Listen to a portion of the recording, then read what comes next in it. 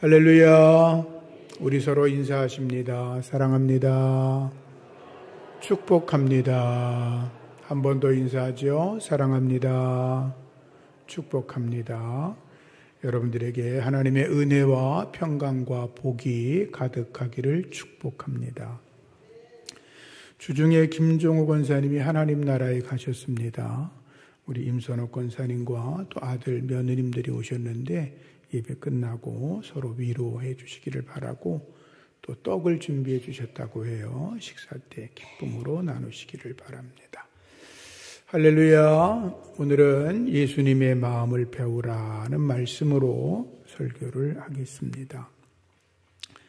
전국 대학교수 1086명을 대상으로 지난달 25일부터 지난 2일까지 설문조사를 했는데 450명의 교수님들이 올해의 사자성어로 도량발호라는 단어를 뽑았습니다.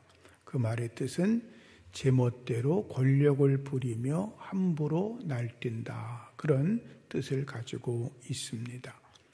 권력자들이 국민의 삶을 위해 노력하고 봉사하지 않고 사적으로 권력을 남용하고 있다는 뜻에서 그런 글을 올리게 되었다고 그러죠. 비상계엄 선포하기 이전에 이미 그런 것들을 정했다고 하니까 우리나라의 정치 상황과도 어떻게 보면 맞아떨어지는 것이다 하는 생각이 듭니다.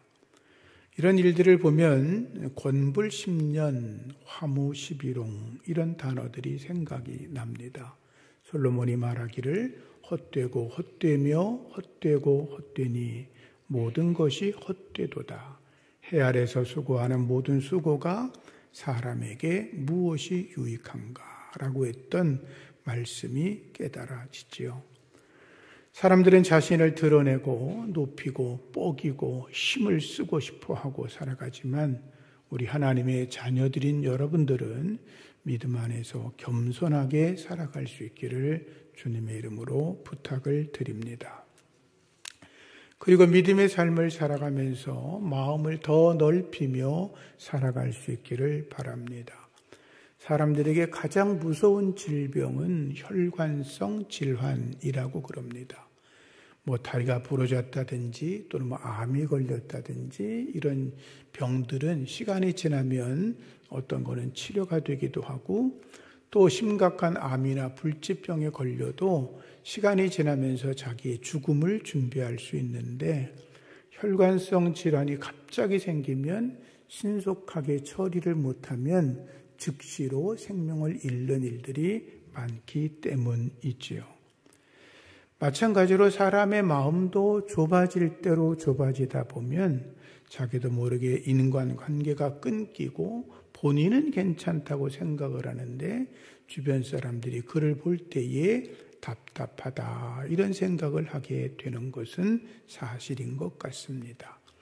우리의 마음을 넓혀야 할 것입니다. 여러분들의 마음이 하늘처럼 높아지고 우주처럼 넓어지고 바다처럼 깊어질 수 있기를 주의 이름으로 축복합니다. 성경을 보면 바리새인과 서기관들 유대 지도자였지요.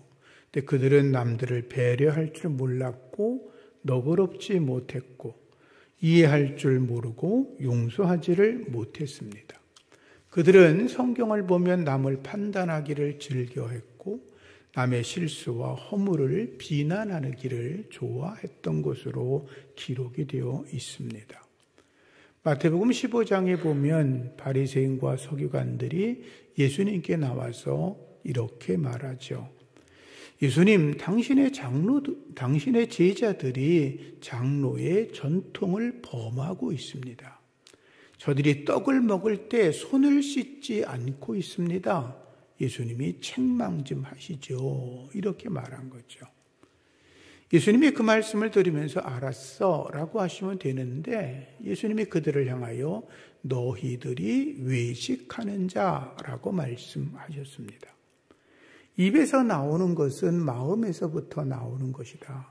그 입에서 나오는 것, 마음에서 나오는 것이 사람을 더럽게 하는 거야 라고 하시면서 예수님은 악한 생각과 살인, 그리고 간음과 음란, 도적질과 거짓말, 그리고 비방, 그런 것들이 사람을 더럽게 하는 것이지, 음식 먹을 때 손을 씻지 않는다고 해서 그것이 사람을 더럽게 하는 것이 아니라고 말씀을 하셨습니다. 중요한 것은 마음이라고 하신 거죠. 선한 마음을 품고 살아가는 사람들은 모든 일들을 선하게 생각합니다. 그 사람들에게는 선한 열매가 맺힙니다. 그러나 악한 마음을 품고 사는 사람들은 똑같은 상황을 악하고 나쁘게 생각합니다. 그들의 삶에는 나쁜 열매가 맺히는 것입니다. 선한 마음, 복된 마음, 정결한 마음이 여러분들의 마음이기를 축복합니다. 잠언서 4장 23절 말씀에 모든 지킬 만한 것을 더욱 내 마음에 지키라. 생명의 근원이 이에서 남이니라 라고 하였습니다. 마음이 생명의 근원이라고 하는 것입니다. 그래서 하나님의 사람인 저와 여러분들은 하나님이 기뻐하시는 마음, 예수님을 본받는 마음, 그런 마음들을 우리 안에 품고 믿음, 소망, 사랑으로 풍성한 삶을 살아가셔야 되겠습니다. 오늘 본문에서 바울은 말합니다. 그리스도 예수의 마음을 품으라. 한번 같이 할까요? 그리스도 예수의 마음을 품으라. 예, 고맙습니다. 바울은 이방인의 사도로 부름을 받고 전도하러 다니기에 열심을 다했습니다. 그러다가 어느 날 아시아로 가서 내가 복음을 전해야지라고 결심을 했는데 성령께서 아시아로 가는 것을 자꾸 막았습니다. 이게 무슨 일이지?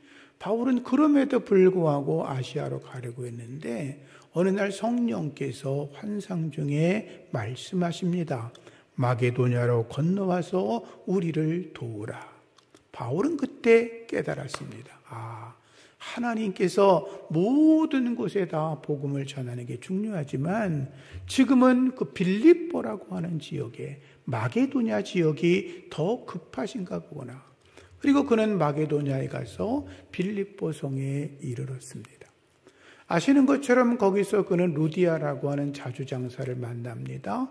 그녀에게 복음을 전하고 그녀는 예수를 믿게 되었고 사도 바울에게 우리 집에 머물러서 복음을 전하면 좋겠다라고 말하고 자기 집을 교회로 내어 놓았습니다. 그리고 바울이 계속 전도하다가 점하는 귀신 들린 사람을 만났는데 그 사람이 귀신 들려 고통당하는 걸 보고 예수의 이름으로 귀신을 쫓아내 버렸습니다. 일반적으로 귀신이 나갔으면 얼마나 고마운 일이에요. 그런데 그 사람은 여종이었기 때문에 주인이 따로 있었기 때문에 주인의 고소로 감옥에 들어가게 되었고 감옥에서 바울과 실라는 실망하지 않고 하나님을 찬송하고 기도하다가 간수를 전도하는 일이 일어났죠. 그 빌립보 감옥에 있던 간수의 가정과 루디아의 가정을 함께 둘이 이제 빌립보 교회를 시작하는 초석이 되었던 것입니다. 이처럼 바울에게 있어서 빌립보 교회는 사랑이 가고 애착이 가는 교회였습니다. 그런데 빌립보서를 읽다 보면 전혀 생각지 못한 내용이 나옵니다. 바울의 마음을 아프게 한 사건이 있었는데 빌립보 4장 2절에 보면 이런 말씀이 나와요. 내가 유오디아를 권하고 순두개를 권하노니 주 안에서 같은 마음을 품으라. 이런 말씀이 나와요.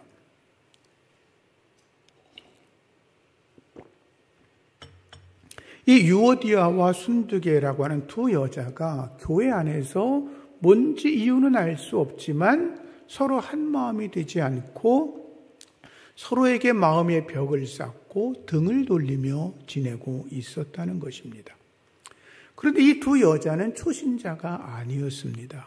바울의 말에 따르면 이 두 여자는 복음 전도를 위해 바울과 함께 힘을 쓰던 여인들이라고 되어 있습니다. 바울과 함께 복음을 위해 힘을 썼다고 한다는 말은 바울이 빌립보에서 복음을 전할 때에 함께 전도하러 다니고 함께 성령의 은혜로 기도하고 빌립보 교회가 성령의 은혜를 부흥하기 위해서 힘썼던 평신도 지도자였다고 이야기하는 거 아니겠습니까? 그런데 그들이 서로 갈등을 하고 있었다는 거죠. 그들은 서로를 인정하지 않았고 벽을 쌓기 시작했고 교회를 힘들게 만드는 일을 하고 있었던 것입니다. 그래서 바울이 빌립보 교회에 편지를 쓰면서 복음에 나와 함께 힘쓰던 저 부녀들을 도와서 두 사람이 한 마음이 되게 하라, 이렇게 권하였던 것입니다. 두 여인의 갈등은 교회의 갈등으로 번졌을 것입니다. 교회도 사람이 모이는 곳 아닙니까? 유오디아가 전도했던 사람들, 그가 전도해서 구원받은 집안 식구들이 있었을 것입니다. 순두계도 마찬가지로 그녀가 전도해서 그의 가족과 그의 주변 사람들이 교회에 모여 있었을 겁니다. 그러니 서로 부딪히니까 그들도 아마 서로 그룹으로 서로를 갈등하기 시작했을 때고, 그들의 다툼은 교회 안에 찬바람을 불러왔고 서로 간에 장벽을 만들게 되었고 교회가 부흥하지 않고 힘든 시간을 보내게 되었던 거죠. 성도들이 모여서 예수 그리스도 안에서 형제 자매의 관계를 갖는 가족 공동체가 어느 순간부터 내 편과 내 편 이렇게 갈라지기 시작하면서 빌립보 교회가 어려운 상황에 빠지게 되었던 것입니다. 그래서 바울이 말합니다. 너희들 다투지 말고 마음을 같이 해라. 사랑의 마음으로 하나가 되라. 뜻을 합해라. 한 마음을 품어라. 다툼이나 허영을 드러내지 말고 겸손함으로 상대방을 너 자신보다 더 높여주라고 빌립보 교회를 향하여 편지했던 것입니다. 예수님께서도 십자가 달리시기 전에 제자들을 위해서 기도합니다. 하나님, 우리가 하나가인 것처럼 저들도 하나가 되게 하여 주시옵소서. 예수님은 기도합니다. 우리가 하나가 된 것처럼 저희도 하나가 되려고 하는 것이 하나님의 뜻 아닙니까? 하나님, 저들을 진리로 거룩하게 하옵소서. 하나님의 말씀은 진리입니다. 라고 기도합니다. 사랑하는 성도님들, 진리로 거룩해지고 예수 안에서 하나가 되기를 주의 이름으로 축복합니다. 어린아이들이 조금씩 자라면 어른들이 아이들에게 말합니다. 야, 다 컸네? 이렇게 말합니다. 그러나 그 아이는 여전히 계속 또 커야 되죠. 다 컸다. 그럽니다. 또 이제 아이들이 조금 더 성장하면 어이구, 많이 성숙해졌네? 라고 이야기를 합니다. 그런데 성숙하다고 말을 할 때 보통 8가지를 지니고 있어야 성숙하다라는 말을 합니다. 첫째는 상대방의 말을 많이 들어주고 자기는 적게 말하는 자세. 두 번째는 책임이 있을 때 책임을 회피하지 않는 당당한 자세. 세 번째는 덜 따지고 더 많이 협조하는 자세. 네 번째는 변화를 두려워하지 않고 변화를 받아들이는 자세.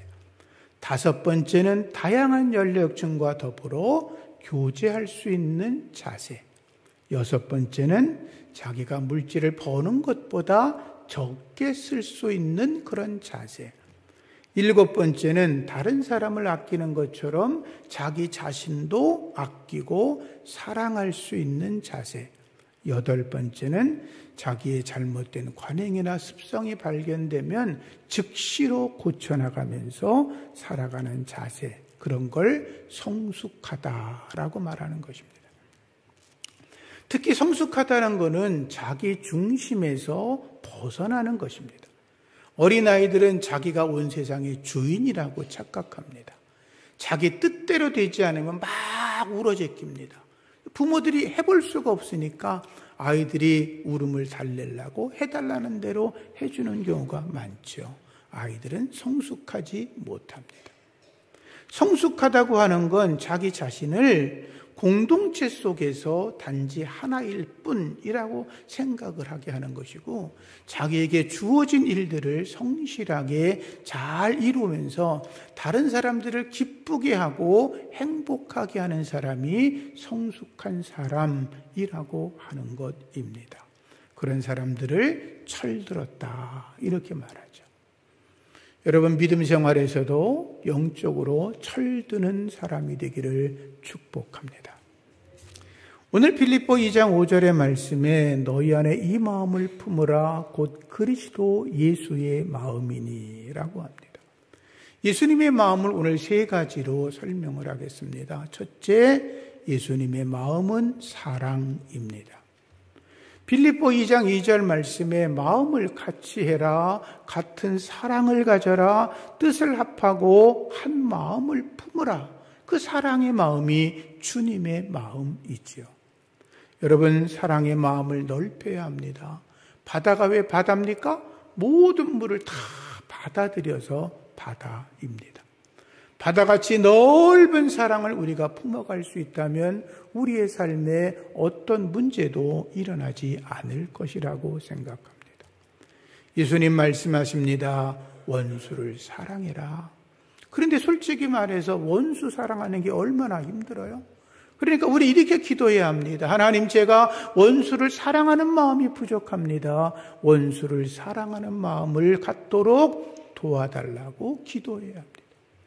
나를 비난하고 욕하는 사람들을 향하여 주님께서 그들을 축복하며 기도하라고 하셨습니다. 하나님, 제가 그들을 축복할 수 없는데 제 마음을 넓혀서 억지로라도 축복하며 기도하게 해주세요라고 간구하셔야 합니다. 그들을 향하여 긍휼한 마음을 가지고 하나님의 사랑의 마음을 품고 그들을 대할 수 있는 용기와 믿음을 달라고 기도하셔야 합니다. 그렇게 하시기를 부탁을 드립니다. 여러분, 예수님께서 십자가 달려 죽으시면서 뭐라고 기도합니까? 못을 박는 자들을 보시고 주님이 기도합니다. 아버지, 저들을 사하여 주시옵소서. 저들이 자기들이 하는 것이 무엇인지 알지를 못하고 있습니다. 스데반이 예수님처럼 기도하지 않습니까? 하나님, 이 죄를 저들에게 돌리지 마옵소서라고 기도합니다. 우리 안에 사랑의 마음이 품어져야 될 것입니다. 그렇게 되시기를 다시 한번 예수님의 이름으로 축복합니다.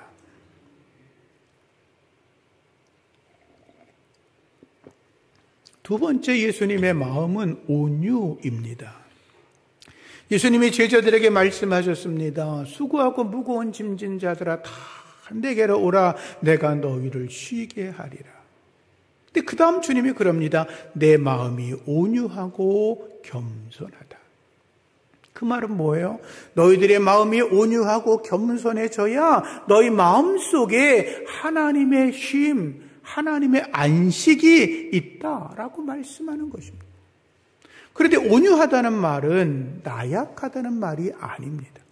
온유하다 그러면 양보하고 손해보고 무조건 물러서고 이런 걸 많이 생각하는데, 온유라고 하는 건 그게 아니라 강력한 힘을 가지고 있지만 참아내고 견디는 것을 말하는 것입니다.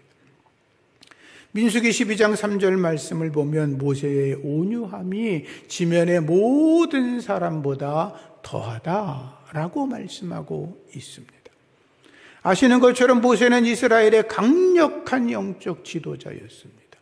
모세의 영적 권위는 하나님 다음이었습니다. 모세는 하나님의 능력의 지팡이를 가지고 10가지 재앙을 일으킵니다. 하나님의 지팡이로 홍해를 갈라냅니다. 하나님의 지팡이로 반석에서 물이 나오게 합니다. 어느 누구도 모세와 같은 능력을 행한 자가 아무도 없었습니다. 모세와 비교할 자가 없었던 거죠. 그 신명기 34장 10절에 모세는 여호와께서 대면하여 아시던 자라고 말합니다. 대면하여 안다는 것은 얼굴과 얼굴을 맞대고 이야기하는 사람이라고 하는 것입니다. 그런데 모세는 이스라엘 백성들이 자신을 향하여 욕하고 조롱하고 비난할 때에 그들을 향하여 분노를 발하지 않았습니다. 모세는 참아냈고 엎드려 기도했습니다. 모세가 구스 여자를 취하여 아내로 삼았을 때 아론과 미리암이 모세를 비난합니다. 그들이 이렇게 말합니다. 하나님께서 모세와만 말씀했냐? 우리하고도 말씀하셨다. 맞는 얘기입니다. 하나님이 아론에게도 미리암에게도 말씀하셨습니다. 그때 하나님이 이렇게 말씀하죠. 얘들아, 너희 중에 선지자가 있으면 내가 선지자들에게 꿈으로 환상으로 은밀하게 내가 할 일을 너희들에게 보여주었지. 그런데 모세는 그렇지 않아. 그 모세는 내가 얼굴을 대면하여 분명하고 명백하게 알아듣도록 말했어. 모세는 여호와의 형상을 본 사람이야. 이렇게 말씀을 하십니다. 그러면서 어찌하여 너희가 내 종 모세를 두려워하지 않냐? 왜 비방하면서 그렇게 두려워하지 않고 하느냐? 그런 말이죠. 모세를 비방하는 일에 앞장섰던 모세의 누이 미리암은 나병에 걸립니다. 미리암은 모세가 어렸을 때 나일강에 버려졌을 때 그 자기 동생이 죽는 것을 원치 않으니까 애굽의 공주를 만나 아이를 살려낸, 모세의 생명을 살려낸 분 아닙니까? 또 그녀는 하나님 안에 성령의 은혜를 경험했던 믿음의 사람이었습니다. 그런데 어느 날 모세보다 자기가 더 높아질 수 있다고 하는 그런 교만함으로 모세를 비방했다가 하나님에게 책망을 받은 것이고, 나병이 회복되지 않으니까 모세가 그를 위해 기도하니까 나병에서 나았더라라고 성경은 기록하고 있지요. 하나님은 모세 편이었습니다.